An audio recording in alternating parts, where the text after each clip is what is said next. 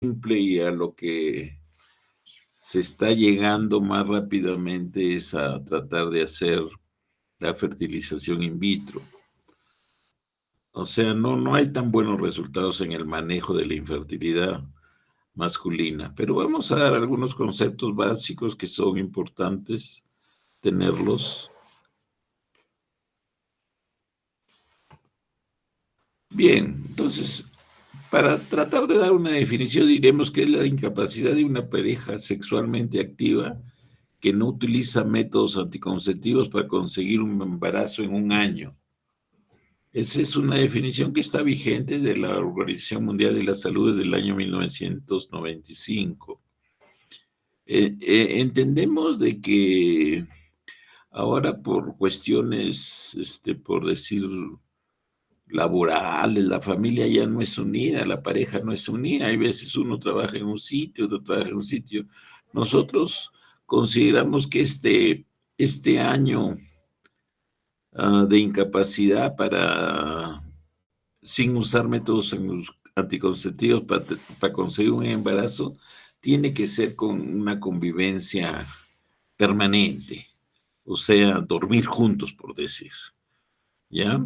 El factor masculino es el único responsable en el 10 al 20% de los casos y contribuye a la infertilidad de la pareja en el 50% de veces.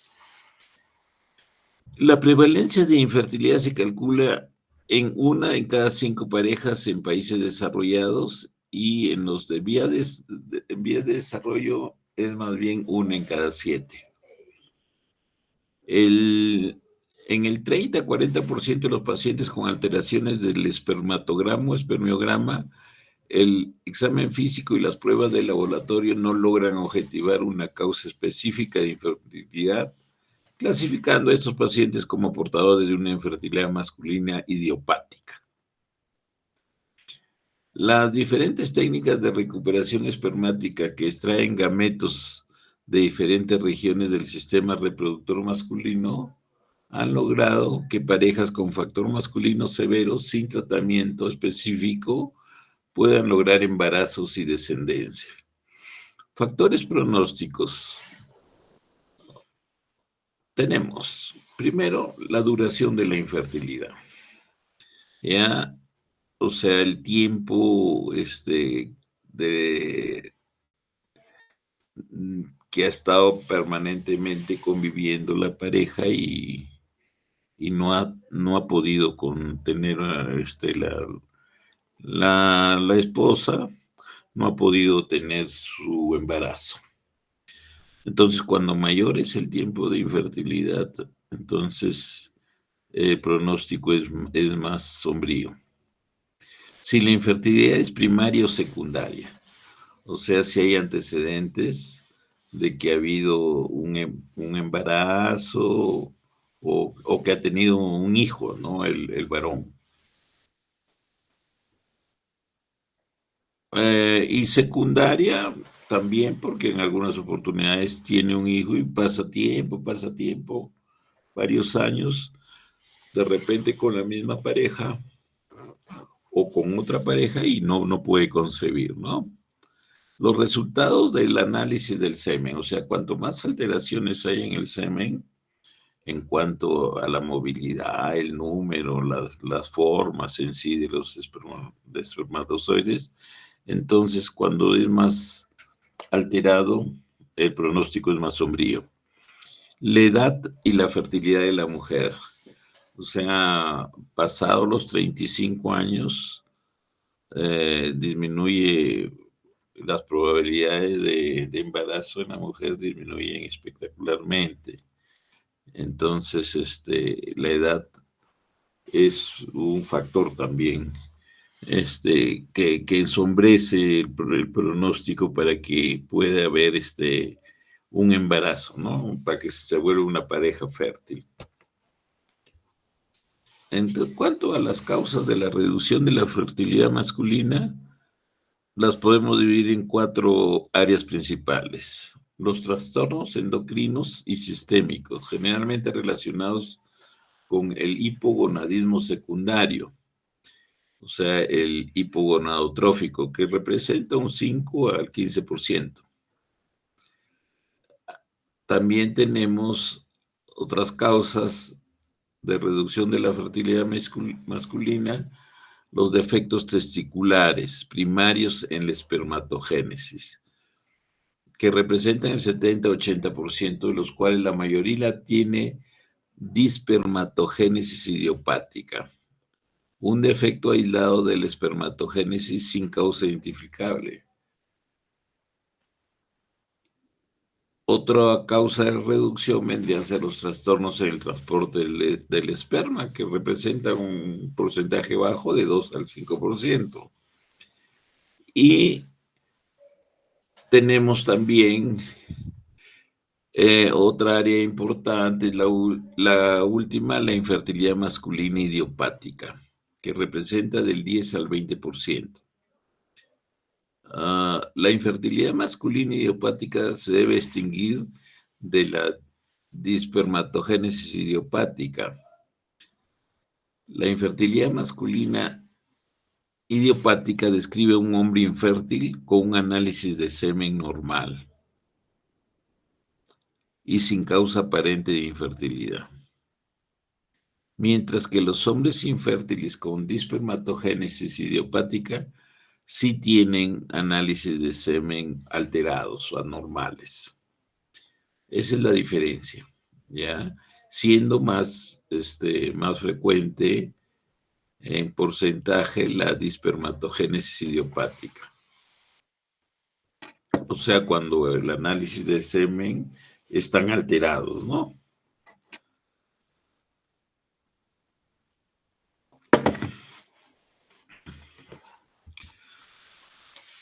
Podemos nosotros hablar de las causas de la infertilidad masculina. Vamos a ver las que están, las pretesticulares, o sea, antes de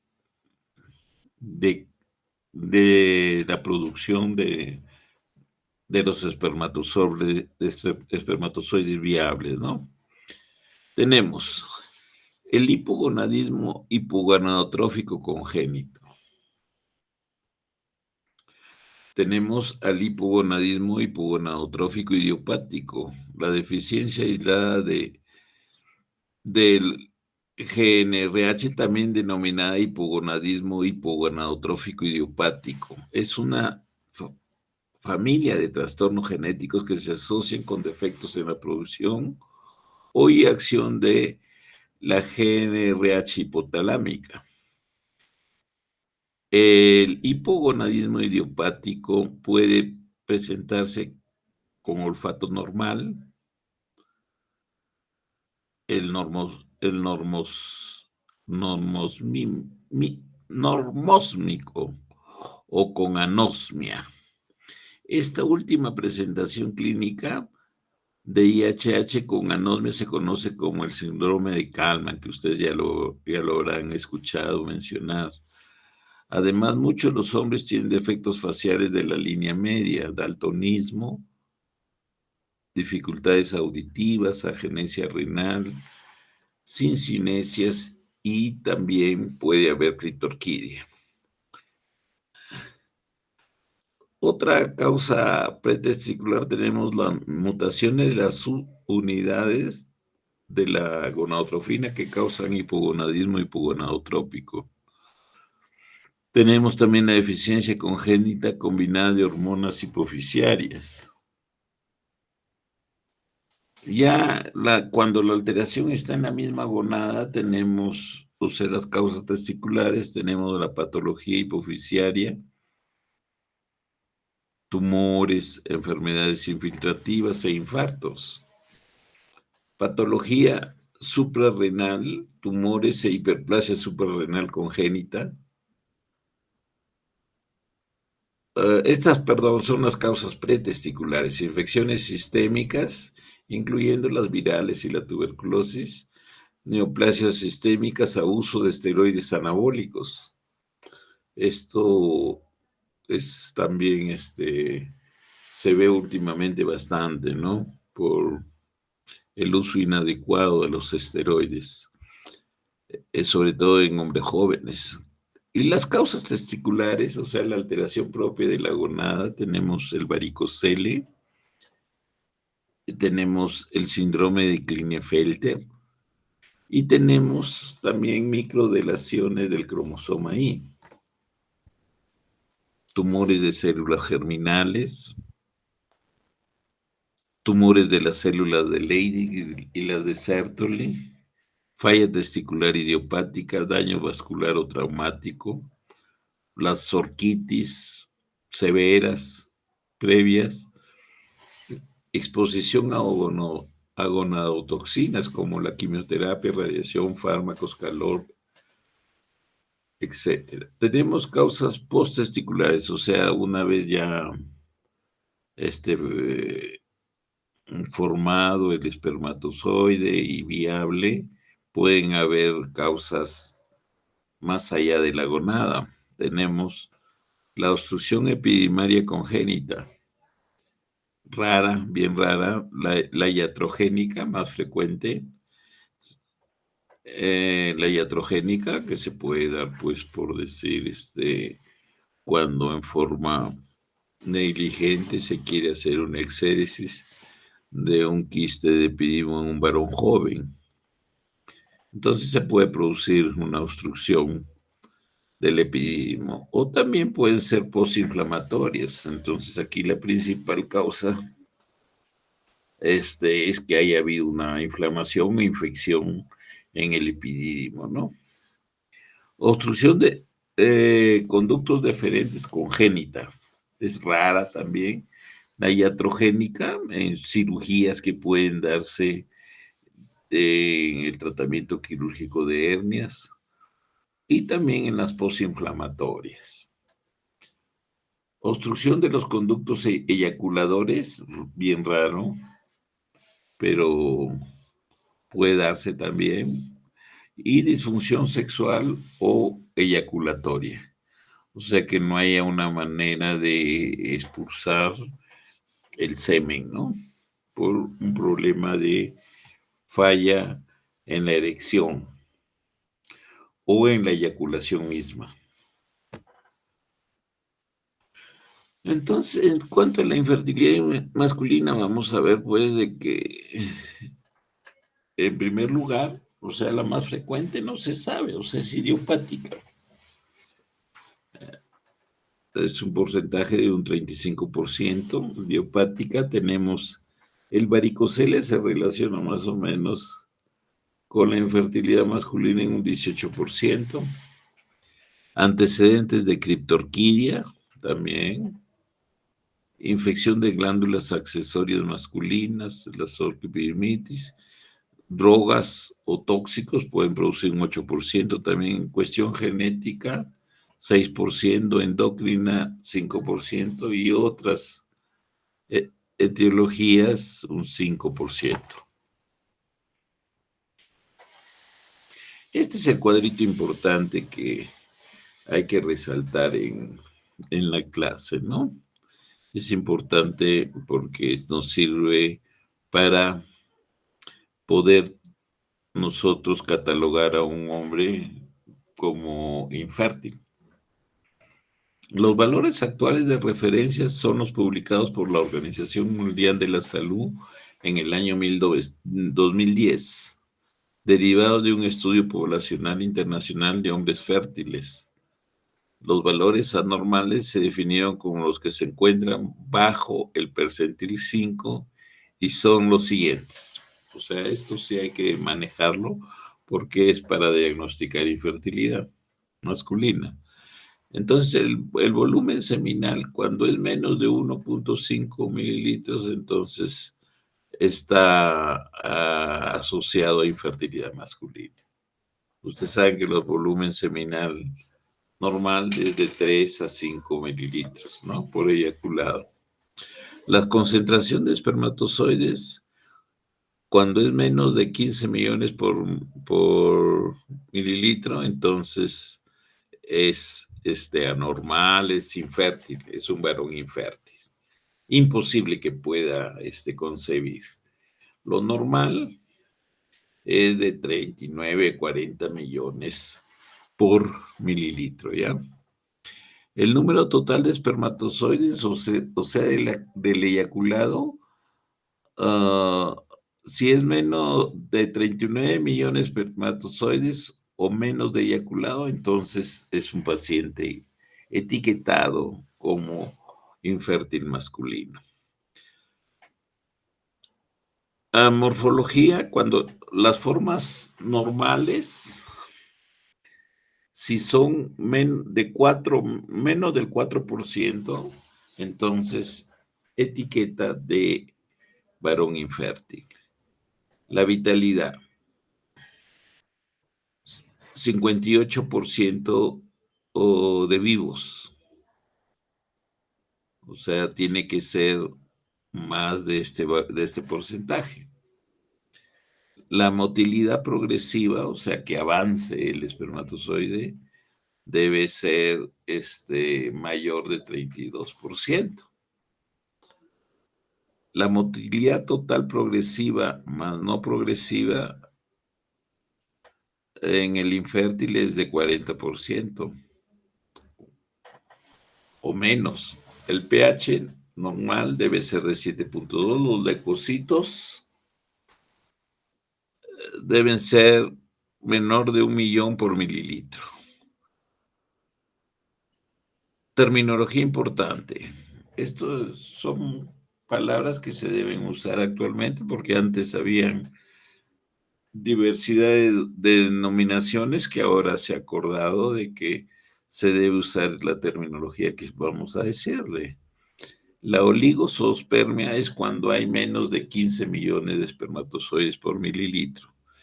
Entonces, este varón es infértil, ¿no es cierto? La astenozoospermia es cuando hay menos del 40% de los espermatozoides móviles. Y la teratozoospermia es cuando hay menos de 4% de formas normales. O sea, toda esta terminología pues está denominando lo que es la infertilidad masculina. Muy a menudo, muy a menudo las tres patologías existen simultáneamente en forma del síndrome de oligoastenoteratozoospermia.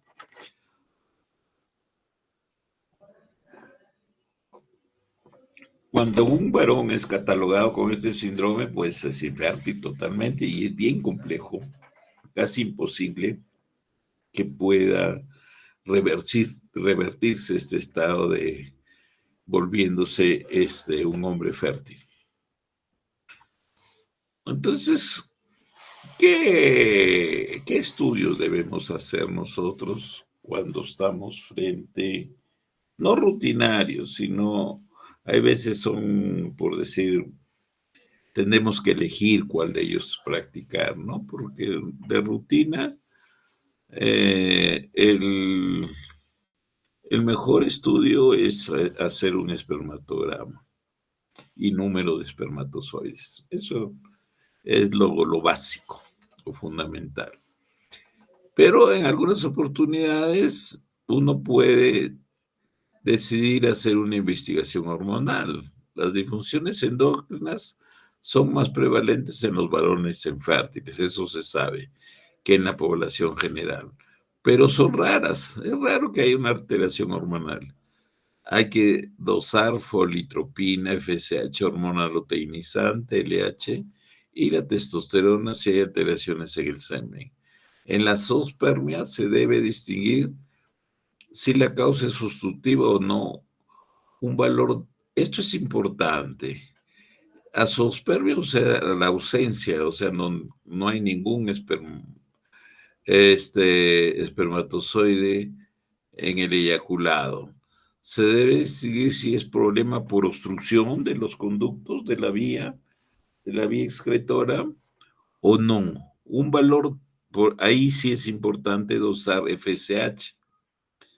Si FSH es normal, entonces nosotros podemos deducir de que se trata de un problema obstructivo. ¿Por qué? Porque se está produciendo el espermatozoide y por eso el FSH no es sensibilizado para que aumente. Entonces, deducimos de que hay una obstrucción. El hipogonadismo hipergonadotrófico, ¿en cuáles FSH y LH están elevados? La alteración del de espermatogénesis asociada con niveles elevados de gonadotrofina no se asocia a alteración endocrina, generalmente es causada por alteraciones congénitas como el síndrome de Klinefelter, en que hay una alteración importante de testículo y y de la cantidad de espermatozoides. La anorquia, la criptorquidia también, o alteraciones adquiridas, por ejemplo, posorquitis, las, las, las orquitis que pueden ser afecciones virales de la vía respiratoria o de las glándulas salivales, pueden producir este tipo de alteraciones. La torsión testicular y el tumor testicular indudablemente en que se reemplaza el parénquima funcionante. Tenemos el hipogonadismo hipogonadotrófico, en que FSH y LH están deficientes. Los niveles bajos de gonadotrofinas por alteración del hipófisis o el hipotálamo son raros y pueden ser causados por anomalías congénitas.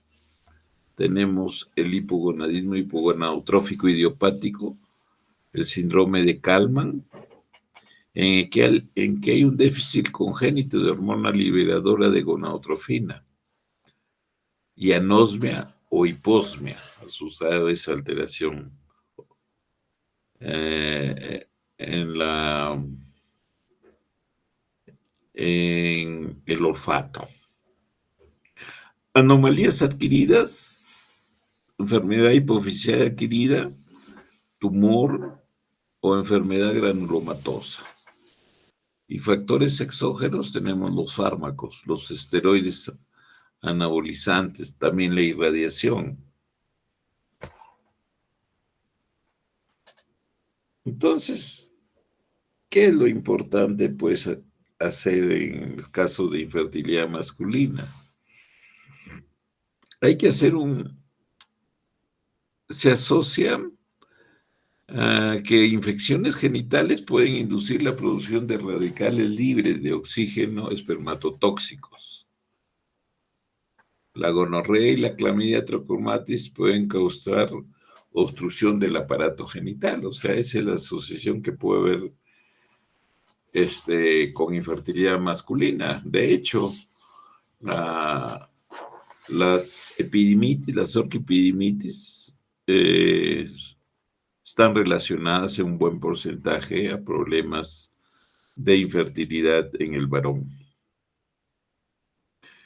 Y las infecciones genitales de este tipo o producen problema, pues, eh, posttesticular, ¿no? Posttesticular. La ecografía, nosotros también recurrimos en ella, sobre todo el ecodoppler, para detectar un varicocele. La varicocele habíamos visto que se asocia bastante con infertilidad masculina. Los tumores testiculares o microcalcificaciones. Los tumores testiculares sí, los microcalcificaciones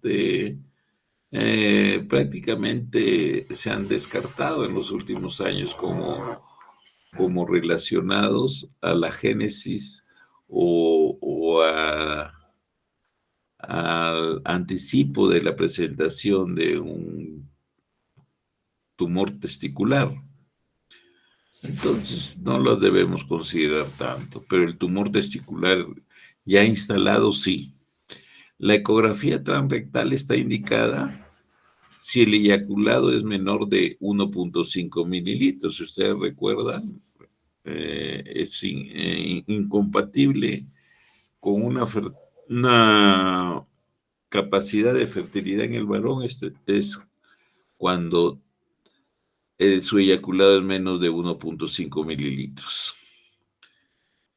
Para esta ecografía se hace para descartar problema obstructivo de los conductos eyaculadores, o sea, se hace la ecografía que puede ser mejor transrectal y se ve pues la dilatación de estos conductos eyaculadores. Se encuentran súper dilatados.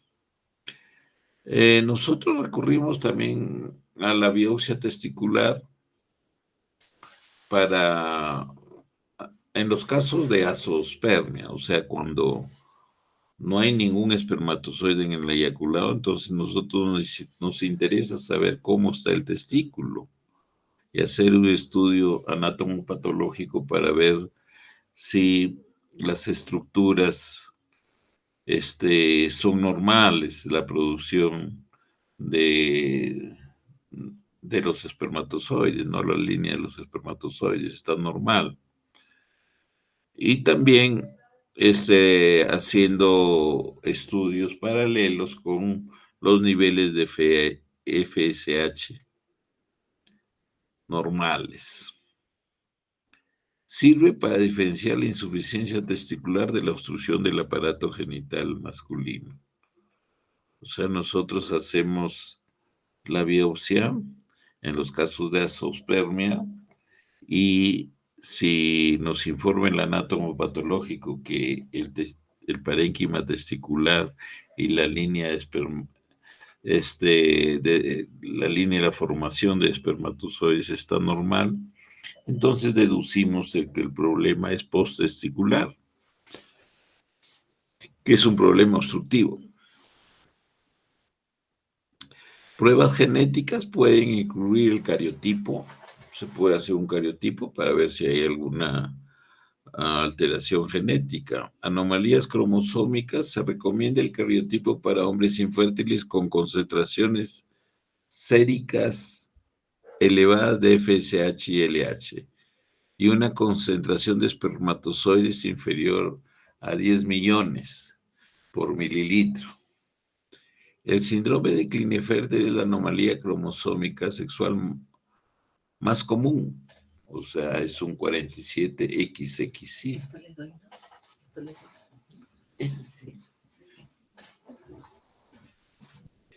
Uno de cada 500, 600 hombres en la población general presentan esta genopatía.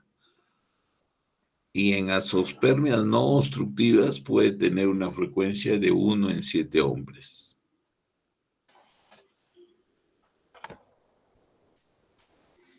Las manifestaciones clínicas son variadas y a veces sutiles, o sea, son mínimas a veces. En el recién nacido nosotros podemos, y en la infancia,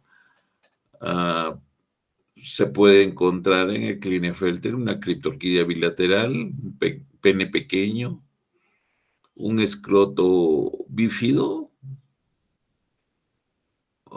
pues, qué raro, o sea, es un escroto que parecen labios mayores, ¿no? O sea, no es un escroto así que pendula, sino más bien pegado, como un hipoplásico. La fisura paladar se puede encontrar cardiopatías congénitas también. En la etapa escolar puede haber dislexia, problemas de lenguaje, dificultades de aprendizaje, descoordinación motora, problemas de interacción social. En la pubertad, adolescencia, ginecomastia, testes pequeños, que es una característica muy importante, y firmes, duros, firmes quiere decir duros, talla alta con tronco relativamente corto. Y más bien extremidades largas, ¿no? Comparativamente son extremidades inferiores muy largas y un tronco bastante corto, que es una distribución más femenina, ¿no? Los adultos puede haber infertilidad, el 10% de los pacientes son azoospermicos, o sea, no hay ningún espermatozoide. Hay hipogonadismo hipogonadotrófico, diabetes tipo 1 o 2, síndrome metabólico, puede haber osteoporosis, síndromes gonadales, tumores mediastínicos, cáncer de mama. Comparativamente se presenta 30 veces más que los 46XI. Puede haber linfoma, leucemia, trastornos inmunológicos. El 92% de los pacientes con Klinefelter son azoospermicos. La biopsia testicular bajo microscopio es la técnica con mejores tasas de éxito de recuperación espermática en estos casos. Recuperación en el 30 al 50% de los pacientes. Aproximadamente un 10 a 13% de los pacientes con azoospermia son portadores de una microdeleción del cromosoma Y. Acá tenemos algunas características de Klinefelter. Hay una calvicie frontal ausente. No tienen casi pilosidades en el pecho, pero sí tienen más bien desarrollo mamario, o sea, de sus pechos. El vello pubiano tiene una distribución femenina, no es romboidal como debe ser en el varón. El pene es bastante pequeño, igualmente los testículos pequeños. Sus hombros son más bien estrechos, no son hombros anchos como el varón. La cadera son anchas también, o sea, la pelvis es ancha. Y los brazos y piernas son largos. O sea, es una distribución así fenotípica, femenina, ¿no? Entonces, ¿qué pruebas podemos pedir ya? Pruebas más sofisticadas que algunas veces van a tener que utilizarse en la infertilidad masculina. Tenemos la integridad del DNA. Esta se refiere al daño del ADN o material genético del espermatozoide. Comparativamente con el ovocito, que posee un abundante citoplasma y capacidad de reparación del ADN, el espermatozoide tiene escasa o nula capacidad de reparación. Una vez que se dañado, se le considera fragmentado. O sea, fragmentación es daño del espermatozoide y entrará en un proceso de apoptosis, o sea, muerte celular. La fragmentación se informa con un porcentaje. Mientras menos, es mejor. O sea, si menos daño hay, es mejor. Menor de 30% se considera normal. Mayor de 30% es anormal. Valores normales a 30%. Valores mayores a 30% se asocian a menores tasas de embarazo en forma espontánea. O sea, es más difícil que fecunde. En el 15% de los pacientes con espermiograma normal pueden existir valores aumentados de fragmentación del DNA. No existe un consenso definido sobre cuándo solicitarlo, pero se sugiere a pacientes mayores de 45 años, varones mayores de 45 años, o aquellos que han recibido quimioterapia reciente, infertilidad idiopática, Falla del tratamiento de la reproducción asistida, varicocele, exposición a tóxicos, infecciones seminales y cuando la pareja tiene aborto recurrente.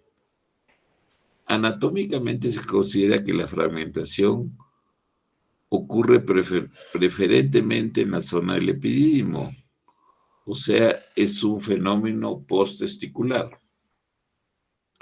Las etiologías son las mismas que el estrés oxidativo. Para bajar la fragmentación se debe identificar y tratar la etiología. En caso de ser idiopática, se debe dar tratamiento por 14 días con vitaminas y antioxidantes, bajar la abstinencia para el control a solo 12 horas. También se pueden otras pruebas sofisticadas, especializadas, anticuerpos antiespermáticos. Las tasas de embarazos parecieran estar reducidas cuando existen anticuerpos antiespermáticos en el semen. Los factores de riesgo para presentar estos anticuerpos son obstrucción ductal, infecciones genitales, traumas testiculares, cirugías testiculares y del lipidismo y antecedentes de vasectomía. Se debe considerar solicitarlos en pacientes con asteno, zoospermia y aglutinación espermática o un test postcoital anormal.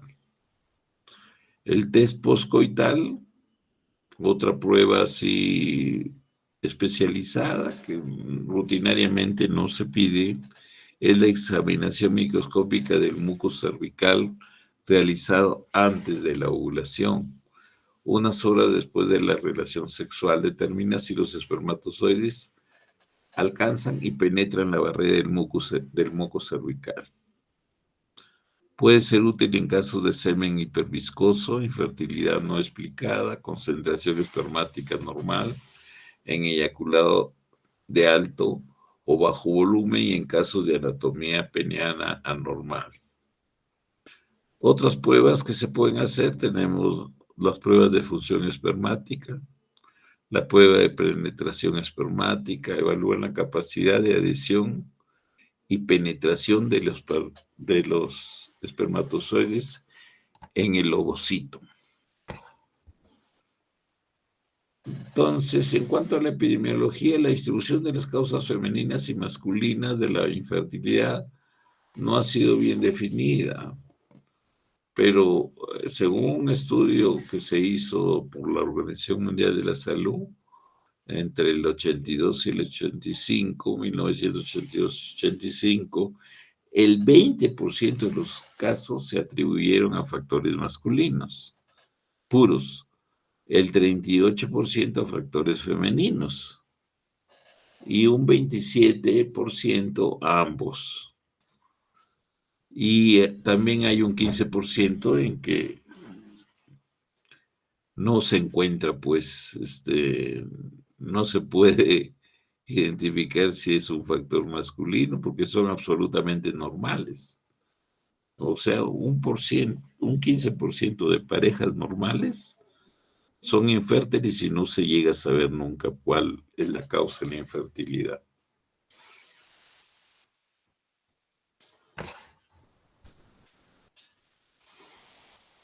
En cuanto a la anatomofisiología, tenemos que el eje hipotálamo hipófiso gonadal es el encargado de la regulación del mecanismo reproductor. No hay ninguna duda, ¿no? Nos viene hipotálamo, hipófisis y la gonada, o sea, en este caso, el testículo. Participa en la regulación del género fenotípico durante la embriogénesis. Es el responsable del desarrollo puberal sexual.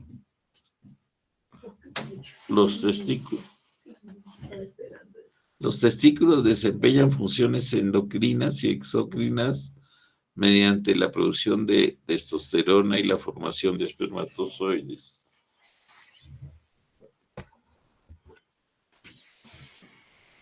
¿Cómo evaluamos clínicamente? O sea, ¿qué hacemos con un paciente que nos llega a la consulta con problema de infertilidad masculina?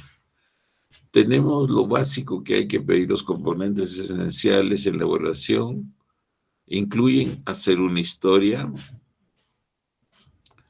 detallada con una anamnesis médica y sexual, o sea, dirigida. El examen físico y lo principal es el análisis del semen, en que se deben considerar dos espermiogramas o espermatogramas con un intervalo de separación de mínimo un mes. Los componentes adicionales de la ovulación del hombre infértil pueden incluir prueba endocrina, ecodoppler testicular, ecografía transrectal, cultivo de semen, PCR en orina del primer chorro para clamidia trachomatis, Neisseria gonorrea, ureaplasma urealítico, micoplasma hominis, análisis de orina post-eyaculación, para buscar, tratar de buscar eh, la posibilidad de que se tenga bacterias en el semen, ¿no? O sea, una prostatitis bacteriana. Las pruebas genéticas también son importantes en algún momento. En cuanto a la historia de examen físico, hay que contemplar la historia del desarrollo sexual, o sea, cómo ha sido el desarrollo sexual del varón, incluido cuando se presentó el descenso testicular, si fue en el primer año o hubo un retraso, desarrollo puberal, o sea, el desarrollo del el vello pubiano, el cambio de voz, y también indagar si ha habido pérdida de vello corporal, ¿no? Si ha habido ese viraje. Y otros, ¿no? Infecciones como preguntar o indagar sobre infecciones como orquitis, sobre todo las más importantes habría que averiguar en la etapa de la niñez y en la etapa puberal, ¿no? Síntomas pulmonares, infecciones de transmisión sexual, para pensar que haya un problema, que haya habido alguna orquiepidimitis, un problema obstructivo. Procedimientos quirúrgicos que involucran la área genital, que hayan sido operados de niños de hernias inguinales o inguinoescrotales, si ha habido vasectomía o orquiectomía.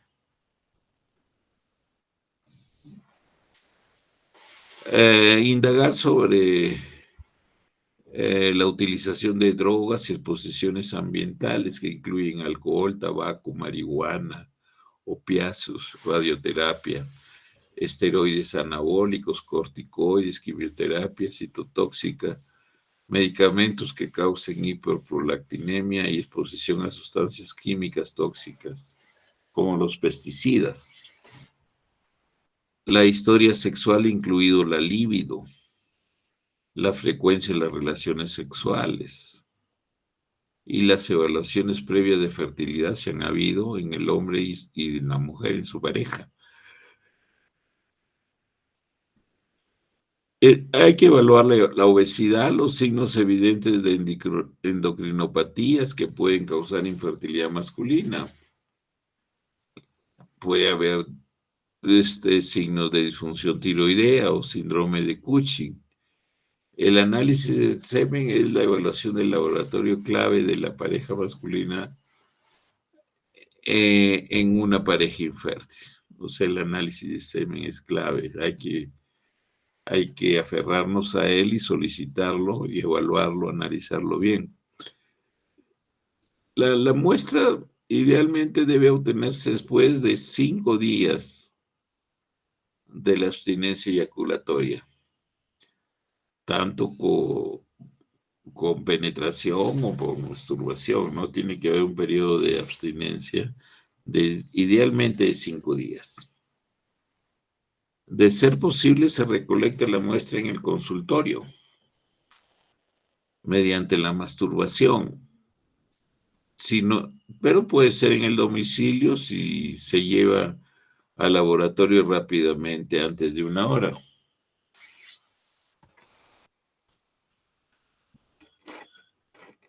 Vamos a ver ahora el tratamiento, ¿no? Tratamiento, como le digo, tiene resultados muy pobres, ¿no? Y nosotros hemos estado usando diferentes fármacos hasta cierto punto en forma empírica, ¿no? Pero últimamente ya se ha aclarado estos tratamientos inadecuados y ya pues como que la mayoría de urólogos no utilizamos ya, ¿no? Porque hemos usado bastante antiguamente. Vamos a ver, por ejemplo, hemos usado nosotros ah, en las leucospermias, o sea, cuando hay, por decir, más de 100 leucocitos por campo, o hay veces hay más de 1000 leucocitos por campo. Nosotros les dábamos tratamiento empírico como si fuera ya una prostatitis. Les dábamos antibióticos, tratábamos de hacer este, antibiogramas, espermiocultivos, pero generalmente salían negativos, nos salían negativos y les dábamos igualmente antibiótico por periodo de 4 a 6 semanas. Eso ya no lo hacemos. También usábamos AINES en algunas oportunidades para favorecer la absorción del antibiótico, ¿no? Cosas así, hasta cierto punto sin sentido, empírica, se ha usado por muchos años. Algunos expertos recomiendan los AINES, sí, bloqueadores de mastocitos o antioxidantes, como la vitamina E, la hemos usado también en forma masivas, para mejorar la calidad del esperma en los hombres con leucospermia asintomática. Terapias médicas para aumentar las concentraciones de circulantes de gonadotrofinas. Nosotros hemos usado por muchos tiempos, lustros, años, al clomifeno, usándolo como por decir, inductor de la mejoración de la espermatogénesis. Pero no habían estudios, fundamentos, bases, no habían evidencias para usarlo, pero se ha hecho.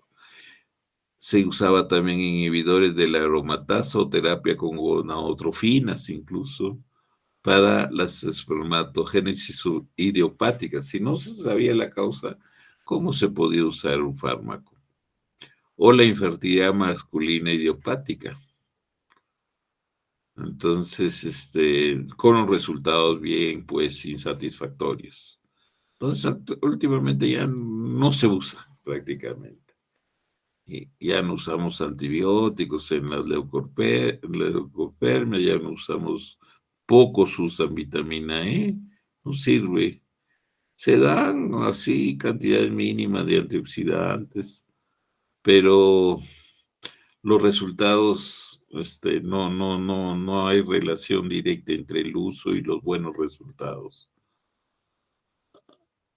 Y también, por supuesto, hemos usado también el citrato de clomifeno.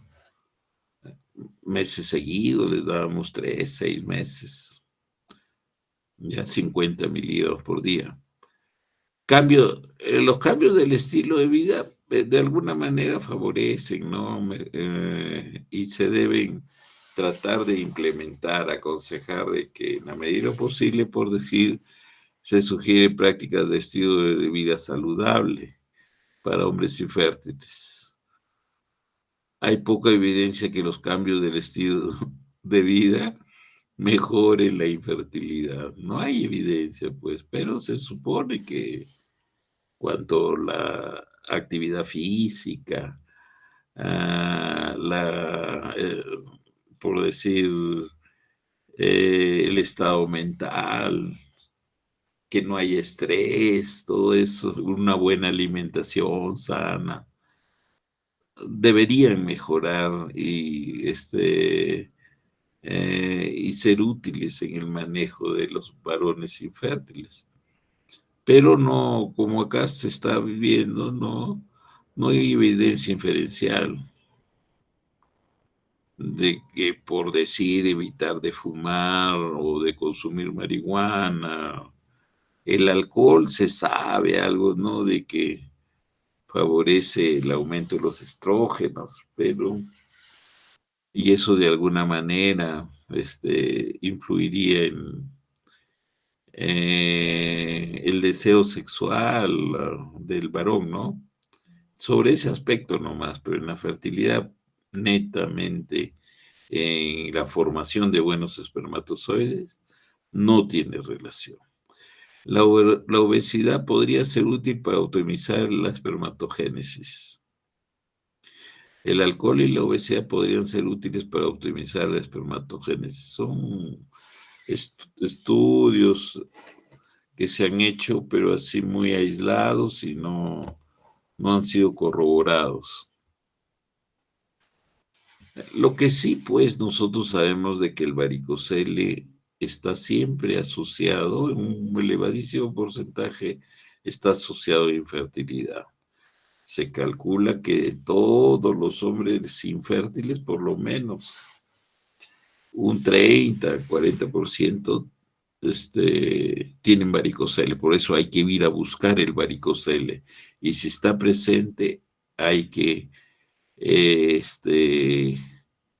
sobre todo en los grados, por decir más avanzados, grado 2 o 3, en, eh, es necesario, es mejor practicarles. Si hay deseos de tener descendencia, hay que necesariamente hacerle la cirugía de cura quirúrgica varicocele.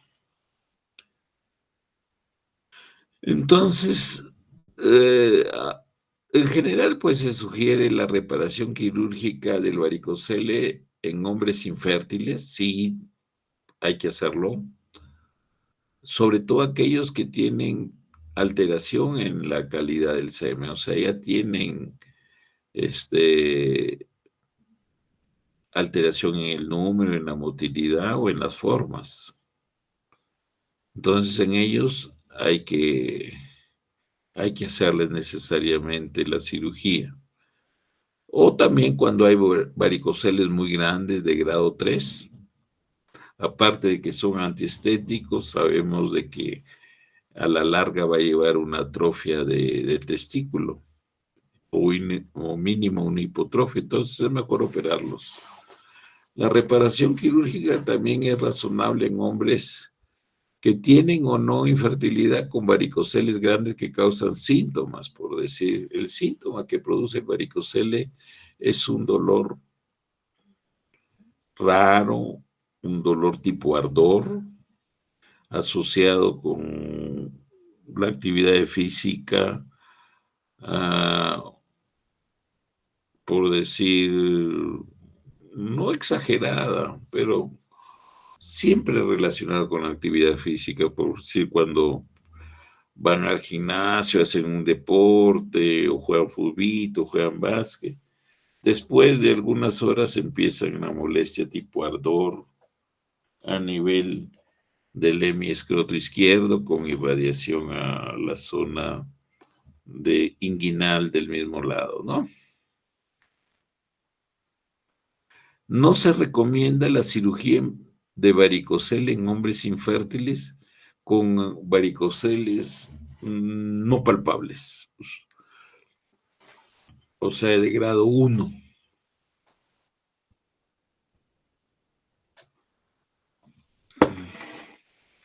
Y sobre todo, si la alteración es mínima o no hay alteración en la calidad del- de las células espermáticas. Observación. En el líquido seminal, leucocitos y espermatozoides defectuosos producen especies reactivas de oxígeno, ROS. Diversos estudios han postulado que el desbalance entre ROS, o sea, y sustancias antioxidantes, estrés oxidativo, juega un rol fundamental en diversas condiciones relacionadas a infertilidad masculina, como el varicocele.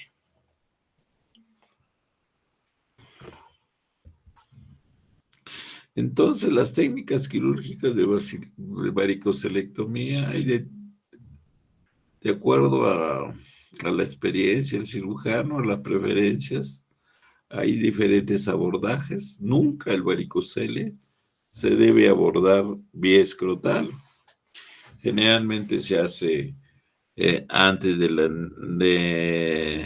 canal inguinal, o sea, escrotal alta, ya inguinal, escroto inguinal alto puede hacerse, inguinal misma o también inguinal alta para si se quiere acceder a la zona este, retroperitoneal y hacer la ligadura de las venas espermáticas o el paquete espermático. Entonces, también se puede hacer ahora vía laparoscópica. Con el inconveniente de la vía laparoscópica puede que hay que hacerle neumoperitoneo, hay que distenderle la cavidad abdominal y eso necesita obligatoriamente anestesia general que, eh, por decir, siempre la anestesia tiene más riesgos, ¿no? Que anestesias locales o anestesias, por ejemplo, tipo raquídeas. El riesgo es mucho menor. Entonces, también no se justificaría, pues, hacer una cura del varicocele con cirugía robótica, por decir. No tiene sentido, ¿no? Hacer tanta inversión para un tratamiento que es de mediana complejidad. Pero sí se puede hacer vía laparoscópica, ¿no? Porque a despecho de que hay un poquito más de riesgo, la cirugía puede ser ambulatoria, ¿no? O sea, o cirugía de día. Entonces, igualmente, las otras cirugías también, inguinales, retroperitoneales, son cirugías de día también. Bien, entonces acá tenemos algunas dosificaciones hormonales a tener presente, ¿no? Por ejemplo, en la espermatogénesis normal, indudablemente que el todo está ok, ¿no? El FSH es normal, el LH es normal, la testosterona es normal y la prolactina normal. En el hipogonadismo hipogonadotrófico, entonces el FSH está bajo, el LH está bajo, la testosterona está baja y la prolactina no tiene que ver, está normal. El hipogonadismo hipergonadotrófico, o sea, cuando hay alteración en el testículo, más bien el FSH detecta que hay una falla y trata de estimular, por eso se eleva. Entonces vamos a tener niveles de FSH alto, LH alto, la testosterona puede ser normal o baja y la prolactina normal siempre. En cambio, cuando hay un tumor pituitario, el FSH puede ser normal o bajo, el LH normal o bajo, la testosterona puede estar baja y la prolactina aquí está alta. En la espermatogénesis anormal, el FSH puede estar alto o normal, el LH normal, la testosterona normal y la prolactina normal. Bien, entonces eso es lo que teníamos que revisar nosotros en cuanto a la infertilidad masculina. Entonces vamos a continuar nosotros con la disfunción eréctil. Bien, la disfunción eréctil, pues, últimamente ya se ha aclarado bastante sobre la disfunción eréctil. Siempre ha existido disfunción eréctil desde muchos años, solo que el varón no consultaba. Ahora con la mejor información que se da a través de internet, que buscan también los pacientes con este problema, entonces la consulta ha aumentado y probablemente sean llegado a los porcentajes de la presentación de esta alteración a los niveles que deben haber existido siempre. Y la consulta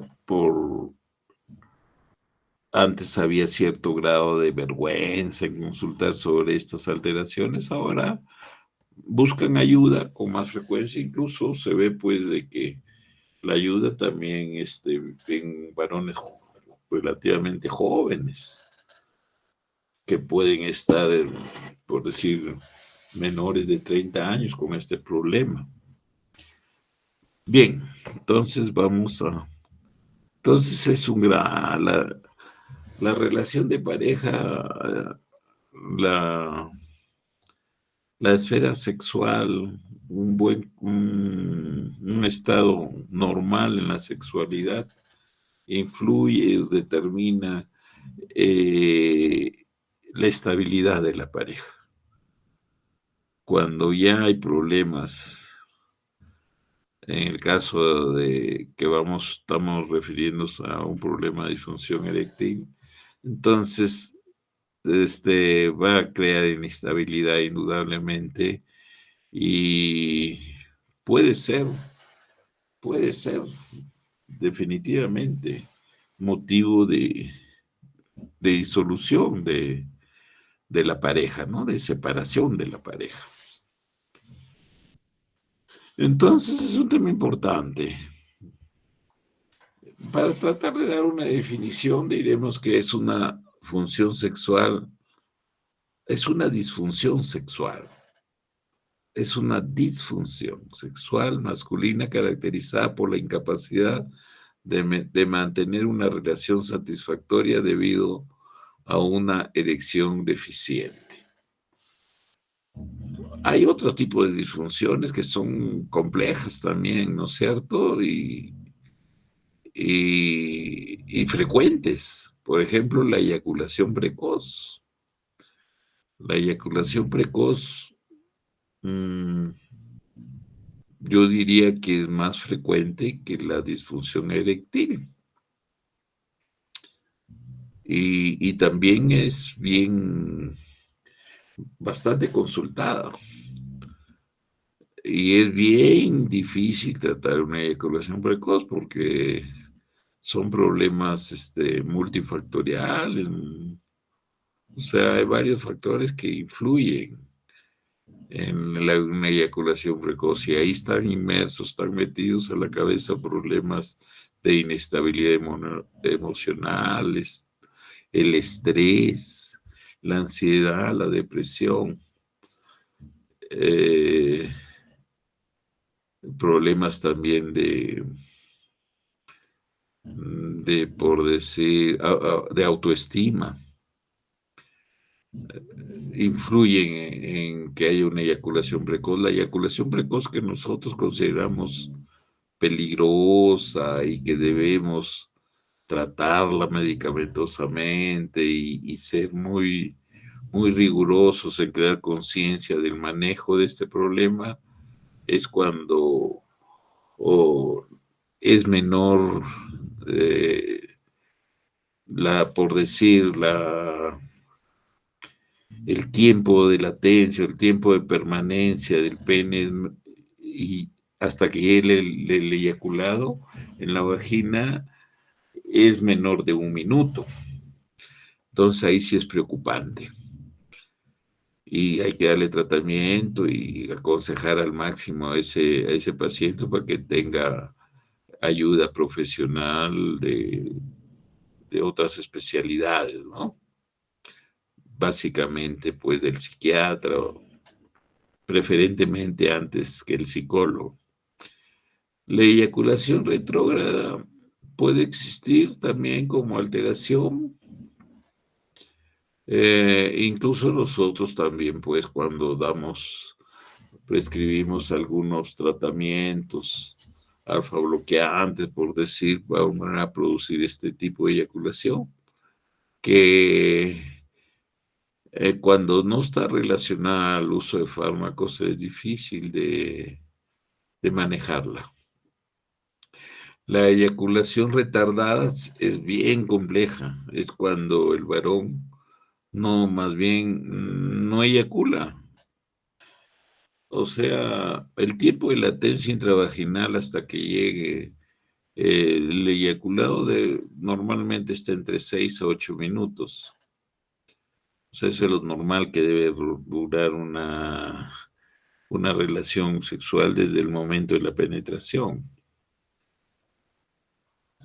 Pero en la eyaculación retardada, lo que sucede es de que pasan 15, pasan 20 minutos y el varón no puede eyacular, produciendo pues la ansiedad y el problema. Igualmente es complejo el tratamiento de esta patología. Y tenemos también la anorgasmia, que es la incapacidad de alcanzar un orgasmo durante la actividad sexual consciente. También es otra disfunción sexual masculina. En cuanto a la disfunción eréctil, la epidemiología podemos que se presenta en el 52% de hombres entre 40 y 70 años. O sea, es bien alto. Esto en estudios que se han hecho en Estados Unidos, nosotros consideramos que es leve la disfunción eréctil en un 17% de este grupo de varones, moderada un 25% y completa un 10%. Los factores asociados, número uno está la hipertensión, la hiperlipidemia, la diabetes, las cardiopatías, el tabaquismo, antecedentes de radiación o cirugía por cáncer de próstata, algunos factores psicológicos, baja autoestima, depresión, ansiedad, enojo o insatisfacción con la pareja.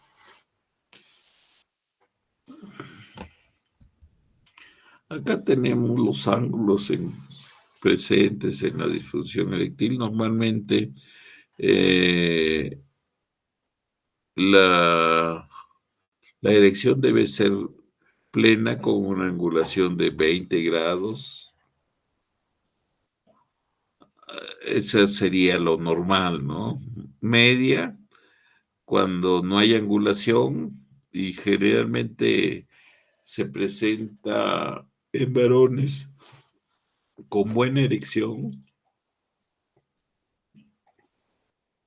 pero ya añosos, o sea, mayores de 50 años, por decir, tienen este tipo de erección.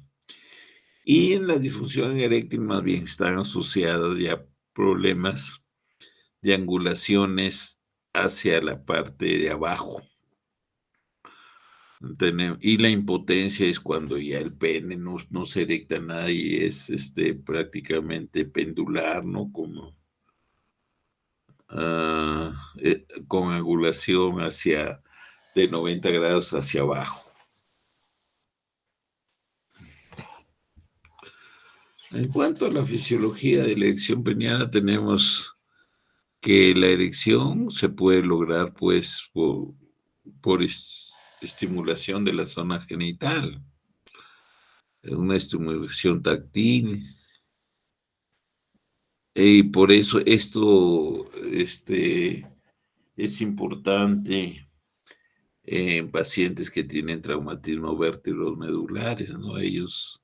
La pareja sabe que va a lograr erección estimulando y pueden tener erecciones o relaciones sexuales bastante satisfactorias, aprovechando la estimulación táctil para lograr una erección peniana. También hay la estimulación central, indudablemente es muy compleja porque está relacionada, asociada a recuerdos o imágenes que no solo son visuales así o representativos visual, sino pueden ser de otra índole, ¿no? De otros estímulos visuales, olfativos, etcétera, ¿no? Esta es bien compleja, esta estimulación central. Tan es así, pues, de que se puede lograr una erección plena, solo el varón puede lograr teniendo recuerdos o imaginaciones y puede lograr una erección plena. Y las de origen central ocurren en forma espontánea durante el sueño. O sea, durante el sueño hay, pues, en promedio 3 erecciones plenas que duran bordeando 30 minutos en todas las noches. Y se presentan en todos los estados, en todas las edades, por decir. En los niñitos hay erecciones, sobre todo de este tipo, ¿no? De origen central. Entonces, en cuanto al mecanismo de la erección del pene, pues es un fenómeno, la erección es un fenómeno netamente vascular, ¿ya? En que la venoclusión juega un papel importantísimo para cerrar las compuertas y producir el atrapamiento de sangre y la tumescencia respectiva. Entonces,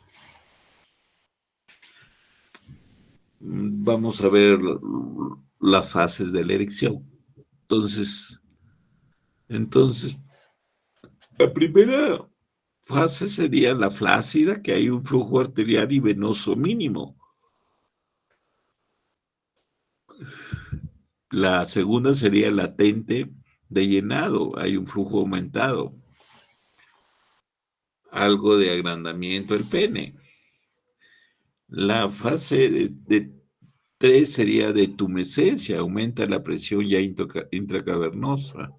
La 4 ya vendría a ser la erección completa. Hay una presión intracavernosa y de arteria pudenta elevada. La 5 se le llama pues la fase de erección esquelética o erección rígida, que hay un aumento sostenido de la presión intracavernosa y hay una erección rígida. Y la fase final es la de tumescencia, que, que viene seguida después de la eyaculación. Va a disminuir el flujo sanguíneo, el ingreso de sangre arterial y el pene regresa a su estado de flacidez. En cuanto a las hormonas y la función sexual, se sabe que los andrógenos son esenciales para el desarrollo y madurez sexual masculina, ¿no? En adultos se sabe que la deficiencia de andrógeno resulta en disminución de la libido. O sea, la testosterona está asociada a la presencia o ausencia, si están bajo los niveles de la libido, del deseo sexual. El envejecimiento se asocia con disminución de la testosterona, dihidroepiandrosterona, la tiroxina, melatonina y la somatotropina.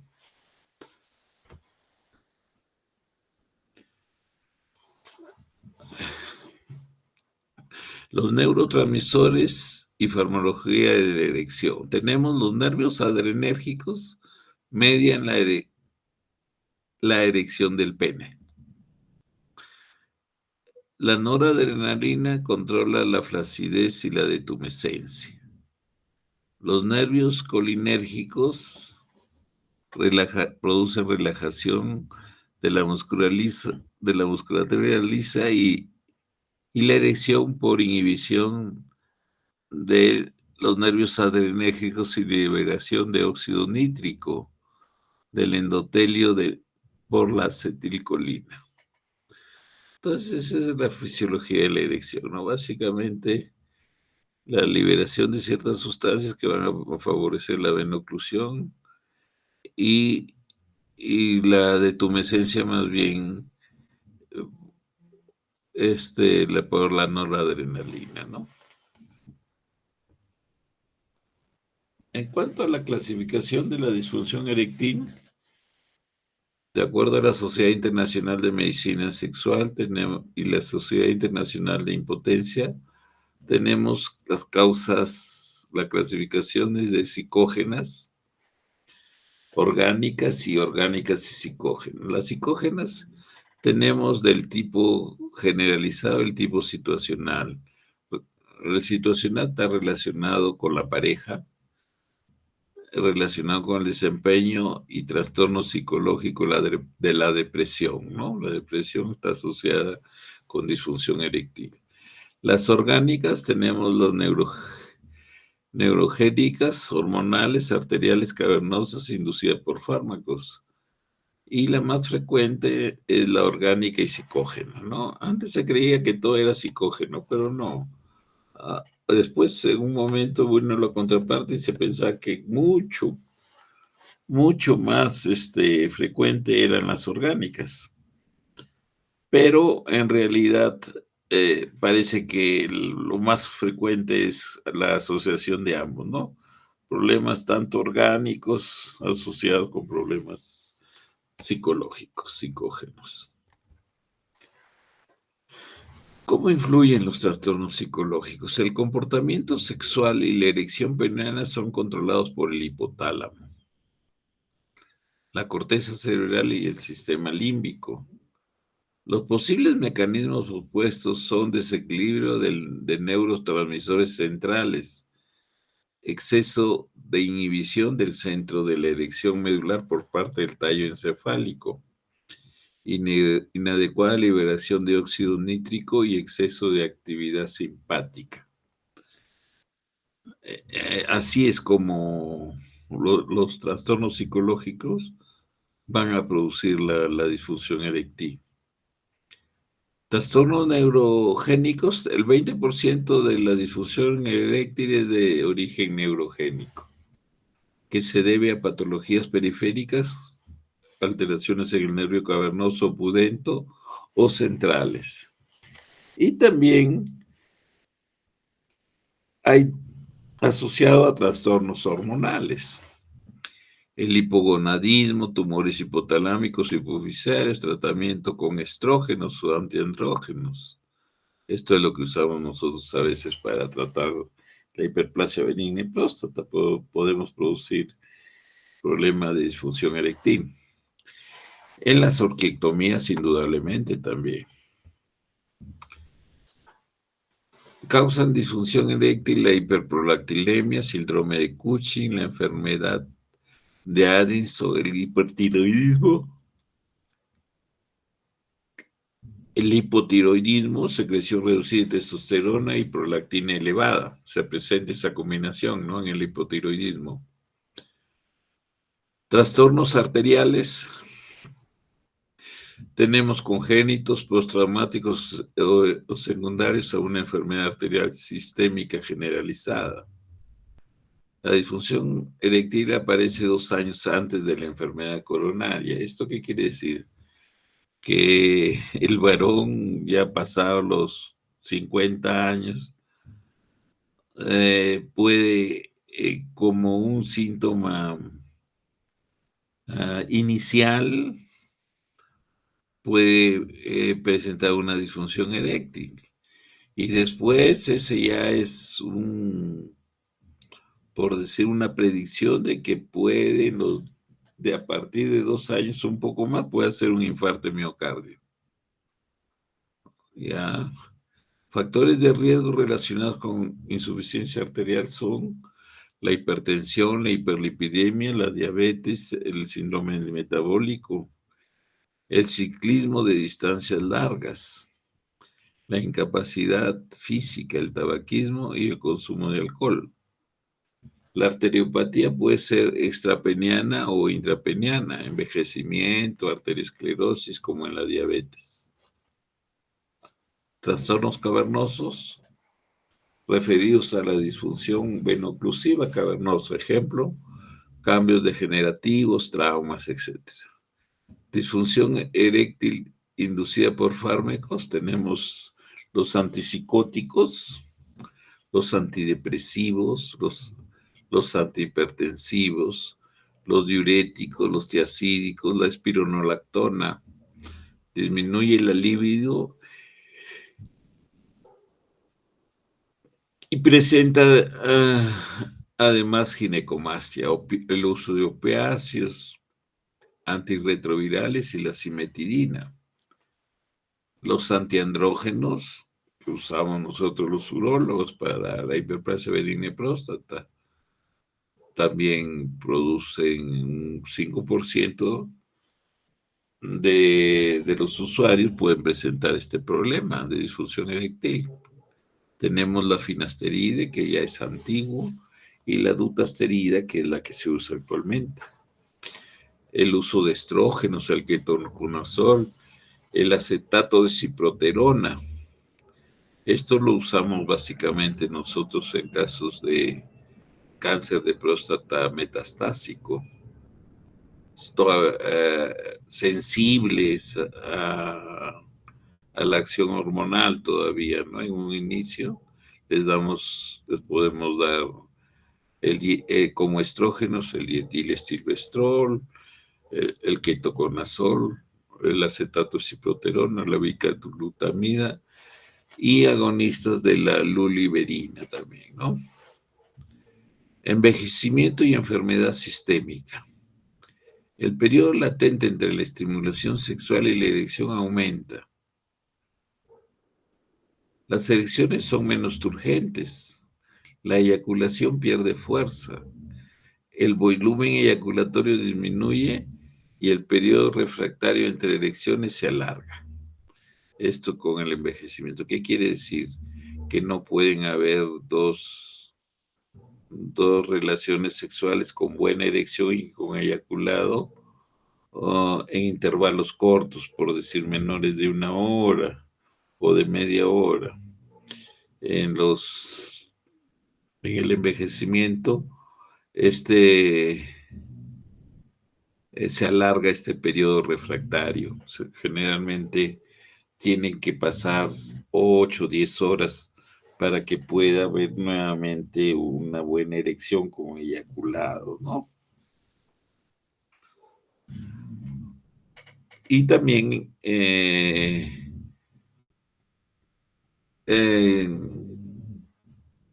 va a suceder que hay reducción de los niveles de testosterona con el envejecimiento, ¿no? Entonces, ¿cuál es el diagnóstico y el tratamiento?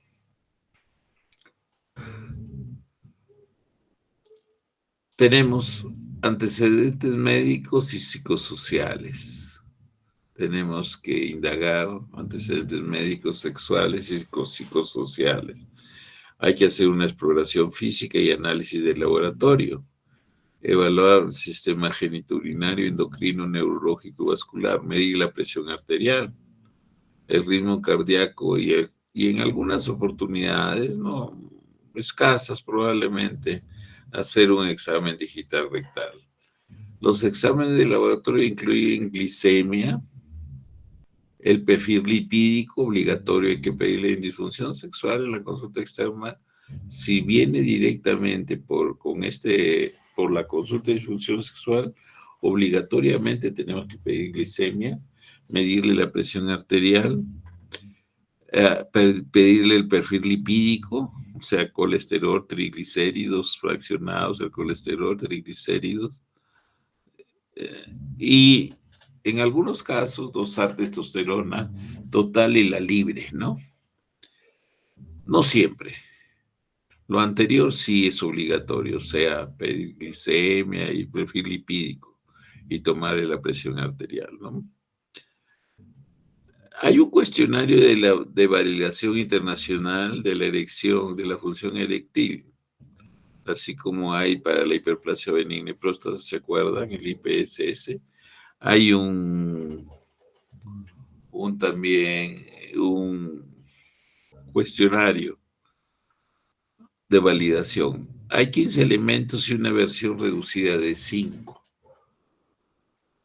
La gravedad de la disfunción eréctil se clasifica en 5 categorías según este índice. Grave, si se obtiene un puntaje de 5 a 7. Moderada, si se obtiene un porcentaje de 8 a 11. Y leve o moderada, si se tiene un puntaje de 12 a 16. Leve si es un puntaje 17-21 y sin disfunción eréctil más bien un valor alto, ¿no? De 22 a 25, que es lo contrario con el índice de IPSS, ¿no? Para la evaluación de los síntomas prostáticos.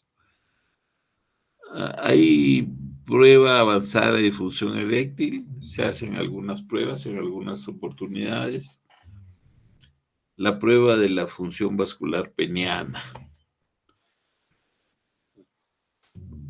Entonces aquí se hace una prueba de inyección y estimulación intracavernosa combinadas. Se usa un vasodilatador que es el alprostadil o 0,3 mililitros de una mezcla de papaverina y la fentolamina. Se logra una erección rígida que dura más de 10 minutos y es indicativa de buena función venosa. O sea, esto lo hemos usado y hasta ahora se usa para hacer diagnóstico, sobre todo en casos de varones adultos, ancianos que han cometido un acto de violación. Entonces, la defensa de ese varón que probablemente ha violado a la persona, se le hace esta prueba, ¿no? Se le inyecta el alprostadil y si logra una buena erección, que dura más de 45 minutos, una hora, entonces todo está funcionando ok. Y por lo tanto, el informe al médico, al juez, deberá decirle que su función eréctil está normal. También se puede usar la ecografía dúplex a color, se visualiza de manera selectiva las arterias dorsal y cavernosa. La ecografía también puede usarse para detectar anormalidades penianas como la placa de Peyronie, las calcificaciones, paredes vasculares engrosadas, o sea, porque usted sabe que La disfunción eréctil por causa orgánica es por la arteriosclerosis, básicamente, o sea, porque no llega buena irrigación o ingreso de sangre arterial a los cuerpos cavernosos. Y la fibrosis intracavernosa que se puede producir, ¿se acuerdan ustedes de, de las erecciones anómalas, ¿no? O sea, uh, que ya lo hemos repasado en la patología del pene. Entonces, que una erección prolongada, sin deseo sexual, que dura más de varias horas, cuando ya dura más de 2 o 3 días, va a producir la fibrosis intracavernosa y por lo tanto la disfunción eréctil de por vida. Esto en el priapismo, ¿no? Los dos tipos de priapismo que habíamos visto. La cavernosografía y la cavernosometría. Son raras hacerlas estas, ¿no? Presión de oclusión arterial cavernosa, un poco más frecuente, y la arteriografía sí se hace para selectiva, para ver si efectivamente hay disminución importante del calibre de las arterias cavernosas para hacer un bypass y mejorar la entrada de sangre arterial a los cuerpos cavernosos. Si se piensa realizar una cirugía de revascularización, se canaliza la arteria pudente interna e inyecta una solución de contraste diluida para hacer el diagnóstico, ¿no? La prueba de tumefacción peniana nocturna. Las erecciones nocturnas ocurren en un 80% durante el sueño REM. Ocurren en hombres sanos a todas las edades, incluso los niñitos, y están más o menos libres de efectos psicológicos. El hombre promedio tiene 3 a 5 episodios de tumefacción peniana nocturna cada noche, o sea, casi duerme erecto, con episodios que van de 30 a 60 minutos. O sea, son prolongados, no es una erección rapidita nomás. La prueba se realiza con un Regiscan y la tumefacción peniana nocturna se diseñó para diferenciar la disfunción eréctil psicógena de la orgánica, porque una erección completa indica un eje neurovascular con función intacta. En Estados Unidos se usa de manera primordial en casos médico-legales. Allá tienen mejor, por decir, no tanto tecnología, porque no es gran tecnología esto, sino que hay que conectarlo a unos aparatos y colocarlos durante el sueño.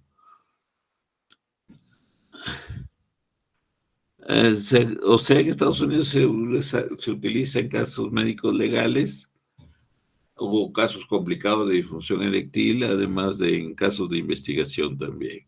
O sea, es colocar, como decir, un papelito alrededor del pene, y si lo revienta el papelito, quiere decir que hubo una erección, que rompió el papelito.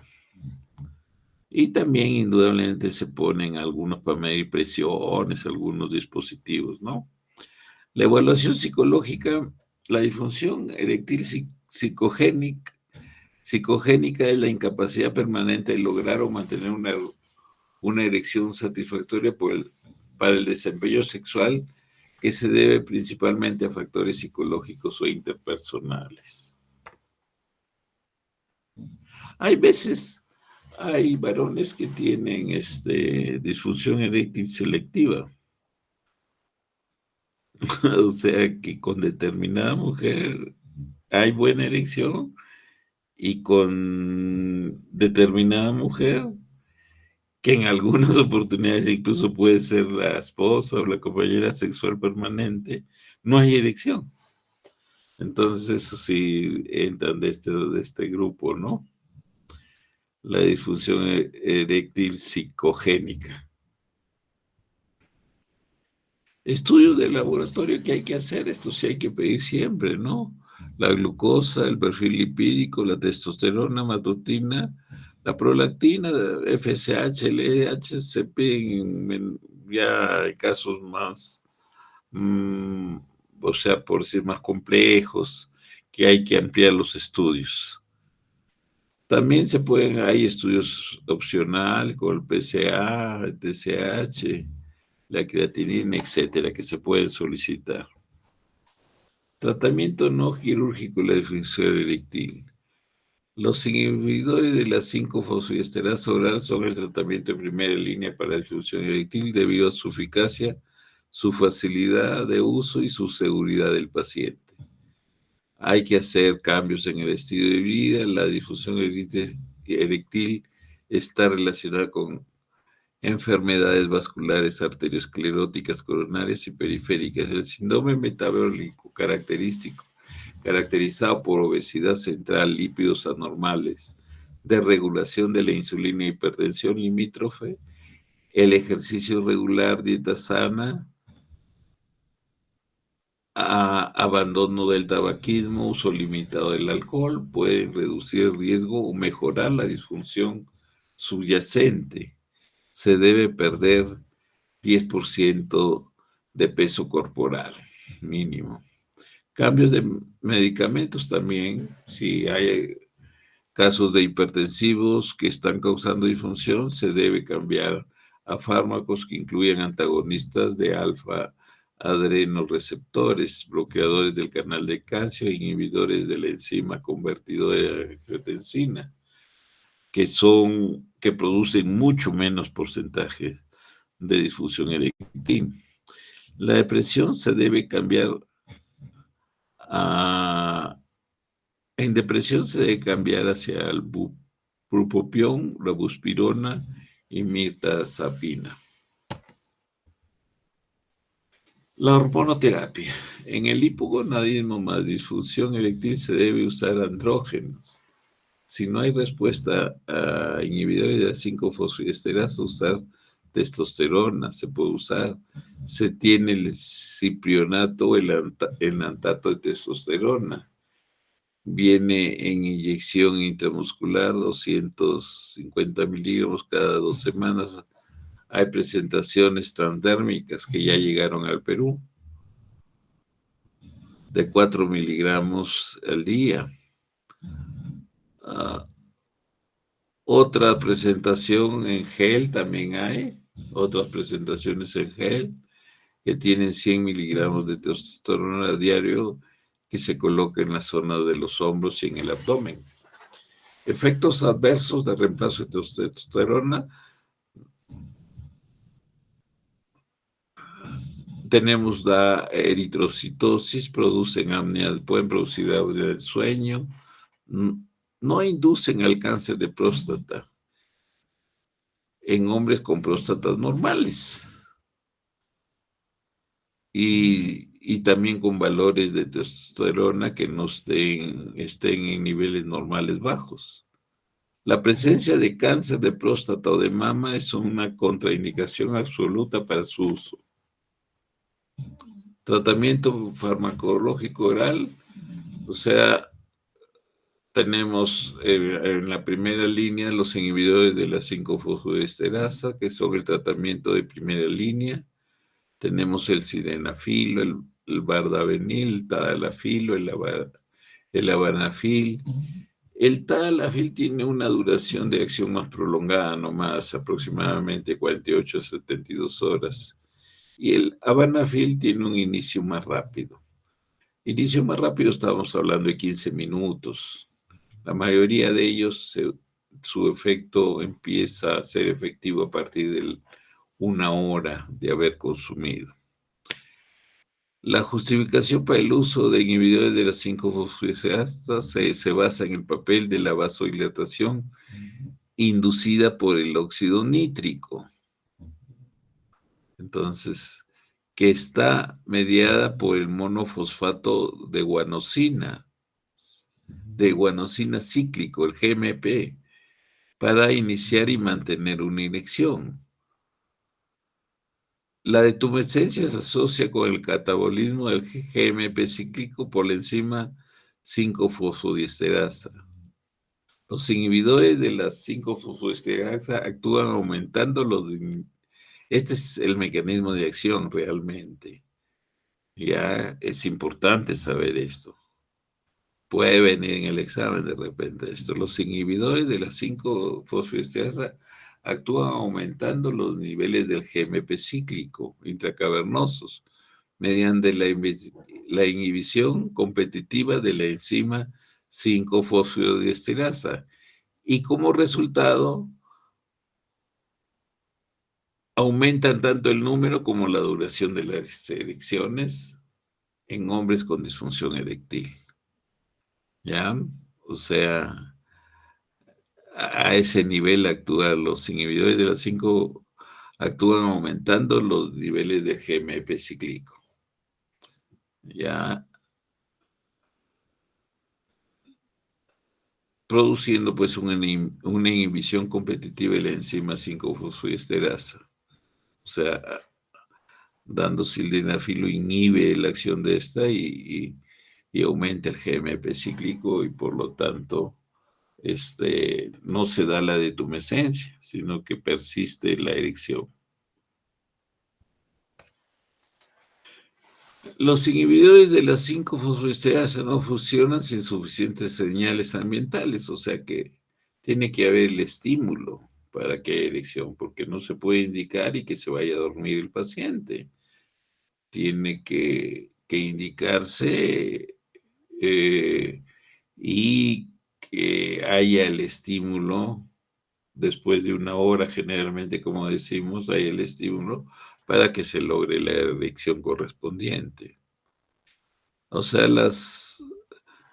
hayan estímulos ambientales psicológicos que produzcan la excitación sexual y estimulación suficiente para iniciar los cambios fisiológicos en el pene. Las guías prácticas actuales sugieren que la elección del inhibidor de la 5-fosfodiesterasa debe basarse en las preferencias del paciente. A algunos les cae mejor uno u otro, incluidos el costo. También hay unos que son más baratos. Hay sildenafilos de un sol, creo. Pero también hay los de marca que dicen, esos son mucho más caros, ¿no? Cuestan 20 soles, 30 soles. La facilidad, pero todos son iguales al final, ¿ah? La facilidad del uso y los efectos adversos. Los inhibidores de las 5-fosfodiesterasa están contraindicados en hombres que toman nitratos. Esa es la única contraindicación. ¿Por qué? Porque producen mayor hipotensión y pueden producir, por decir, un colapso cardíaco. Y también está contraindicado en los aviadores, ¿no? Porque hay problemas con la distinción de los colores y los pilotos de avión, pues ellos tienen en su tablero, tienen como 20 avisitos ahí de colores, ¿no? Entonces no pueden haber confusión en los colores y puede haber problemas. Por eso los aviadores cada mes les hacen dosaje en sangre a ver si han utilizado alguna de estas sustancias. Caso que encuentren positivo, los separan de la empresa, ¿no?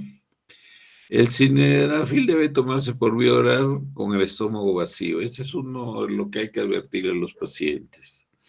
No debe, porque si no, no hay buena absorción. O sea, puede haber consumido algunos vasos de mate, de agua, pero no comida sólida, por decir, ¿no? Una hora antes del encuentro sexual planificado, la dosis de 50 miligramos y debe reducirse si hay efectos secundarios. Se puede aumentar a 100 miligramos, que es el límite. Es el límite. Más es por gusto, no se debe usar nunca más de 100. Si la respuesta eréctil no es satisfactoria, la duración de la respuesta es de aproximadamente 4 horas. El vardenafil, su eficacia es similar al sildenafilo, dura 4 horas igualmente y la dosis es de 10 a 20 miligramos. El tadalafilo, igual de efectivo que el sildenafilo, pero tiene una duración de acción más larga. La dosis inicial es 10 miligramos y generalmente la dosis estándar es de 20 miligramos. Su efecto dura hasta 36 horas. O sea, aquí realmente las dosis comercializadas son en forma estandarizada para disfunción eréctil de 20 miligramos. Hay dosis más bajas del tadalafilo que no son para disfunción eréctil, que más bien ha sido aprobada para tratar los síntomas del tracto urinario inferior, básicamente por los síntomas de llenado, o sea, la polaquiuria, la nituria. Ahí va muy bien. La dosis diaria de tadalafilo no debe prescribirse en hombres con un aclaramiento de creatinina menor de 30 mililitros por minuto. El avanafil es un inhibidor de la 5-fosfodiesterasa aprobado por la FDA y Europa y que ya está también entre nosotros, que tiene un efecto de acción más rápido. Su dosis es de 50 miligramos y debe tomarse 30 minutos antes de la relación sexual. Y la dosis de 100 a 200 puede tomarse solo 15 minutos antes. Su absorción no se ve afectada por los alimentos, como el sildenafilo, no se olviden de ese detalle. Efectos adversos. El sildenafil es un vasodilatador que puede disminuir la presión arterial y puede interactuar con los nitratos. Bajan y produce un colapso. Baja mucho la presión arterial. Sobre todo en aquellos que usan nitratos.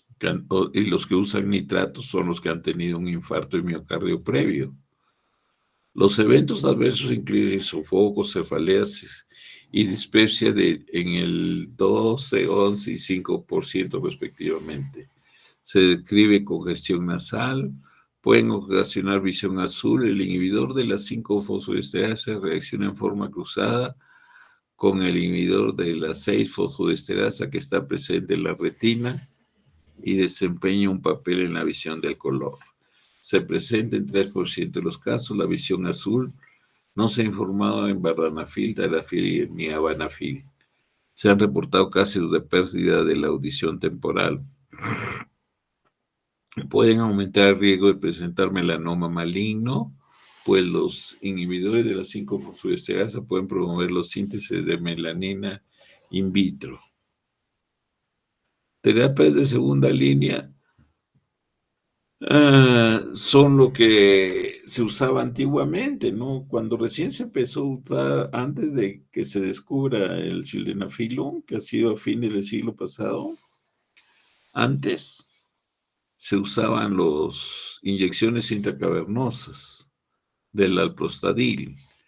Al paciente se le enseñaba que él mismo se aplique el alprostadil, que tenía que necesariamente venir por cadena de frío, por eso era escaso.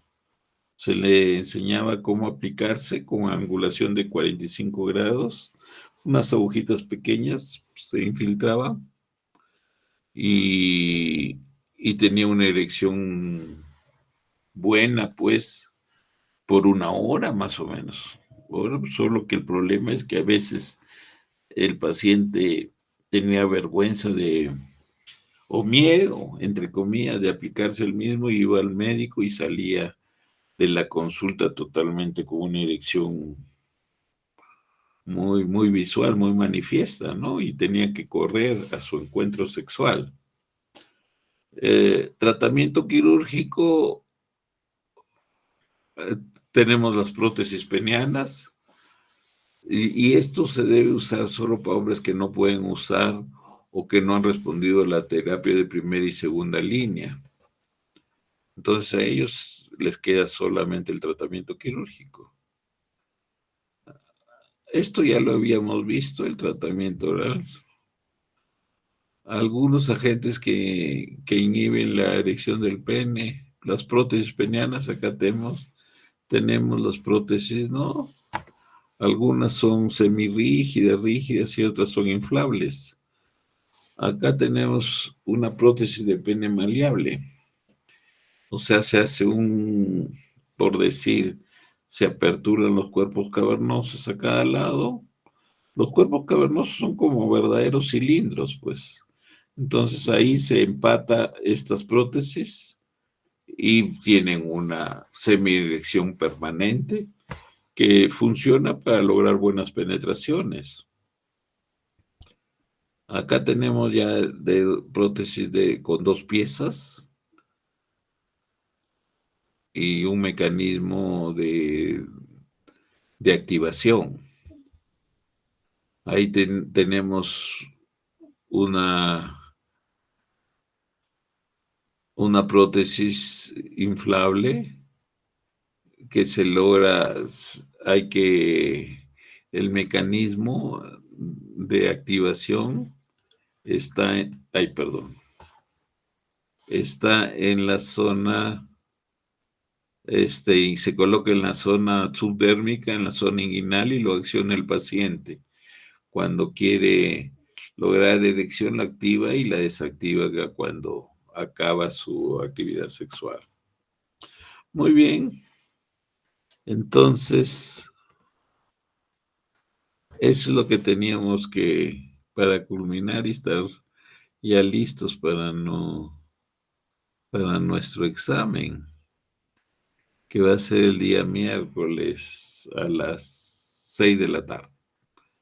Bien, entonces hasta ahí quedamos. Les agradezco por haberme soportado tanto tiempo y estas horas que son inusuales, poco tarde. Bien, hasta luego. Gracias. Muchas gracias, doctor. Buenas noches.